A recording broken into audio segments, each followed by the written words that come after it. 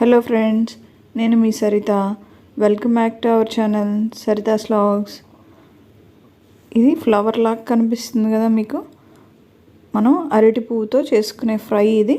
చాలా tasty and healthy కూడా. మనం అరటికాయలు తింటూ ఉంటాం కదా, ఆ గెలకి కింద ఎడ్జ్లో ఉండే పువ్వే ఇది.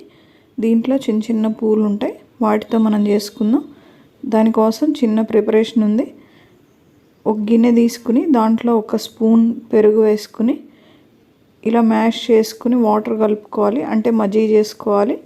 మనకి ఇంట్లో పుల్ల మజ్జిగ ఉన్నా కూడా వీటికి సరిపోతుంది.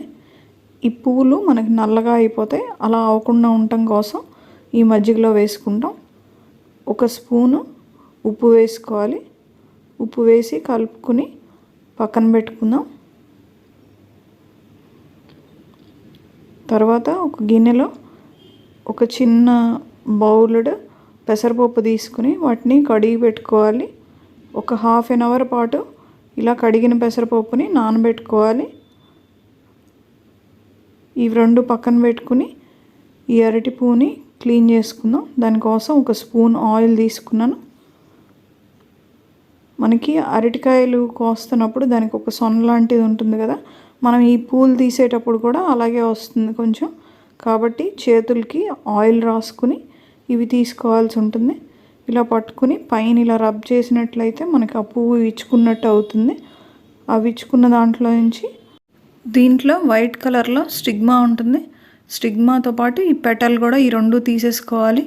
వీటిల్లో చేదు ఉంటుంది కాబట్టి ఈ రెండు తీసుకోవాలి. ఇక్కడ నేను చూపిస్తున్నాను చూడండి, వైట్ కలర్ స్టిగ్మా.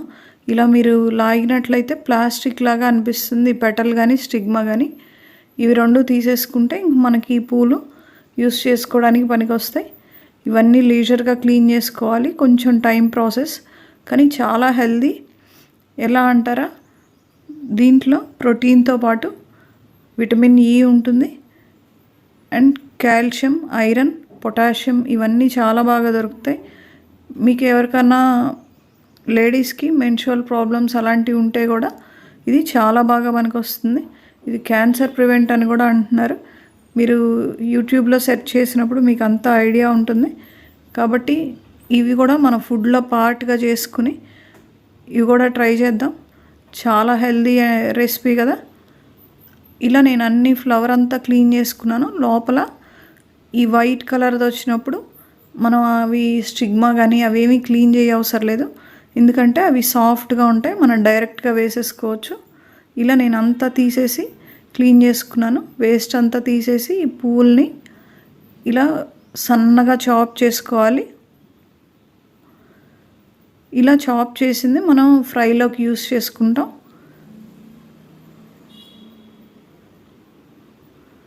ఇలా మొత్తం సన్నగా చాప్ చేసుకున్నాను చూడండి. ఇక్కడ అంతా బంకగా తెలుస్తుంది కదా చాపింగ్ బోర్డ్ మీద. దానికోసమే మనం ఇలా మజ్జిగ వేసుకుని ఈ బంక పోవటం కోసం దాంట్లో వేసుకుంటాం. కొంతసేపు అయితే బ్లాక్గా కూడా అవుతుంది, అలా అవ్వకుండా ఉండటం కోసం ఎమటెమటే వేసుకోవాలి. దీనికోసం ఈగురికి 4 పచ్చిమిరపకాయలు, ఒక 1.5 ఇంచ్ అల్లం ముక్క ఇలా వేసుకోవాలి.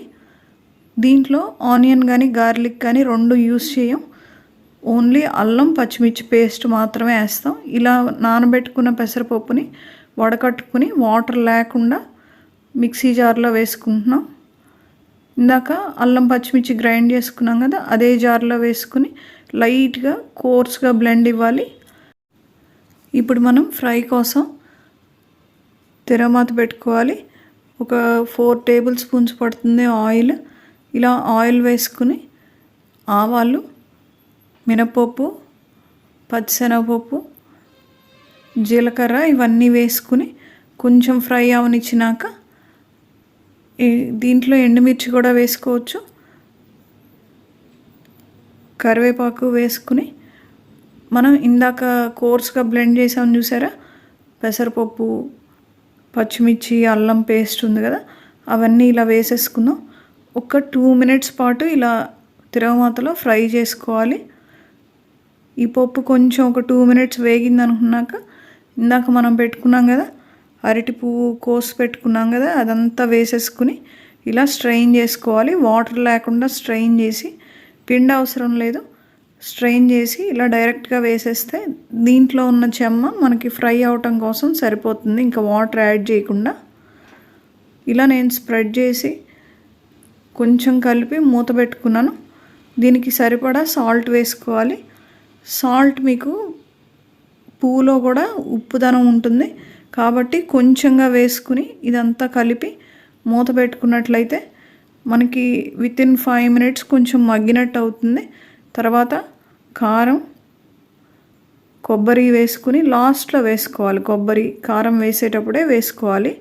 వేసి కొంచెంగా ఇలా కలిగి పెట్టుకుని మనం మూత పెట్టేస్తే ఆ కొబ్బరి చక్కగా మగ్గుతుంది.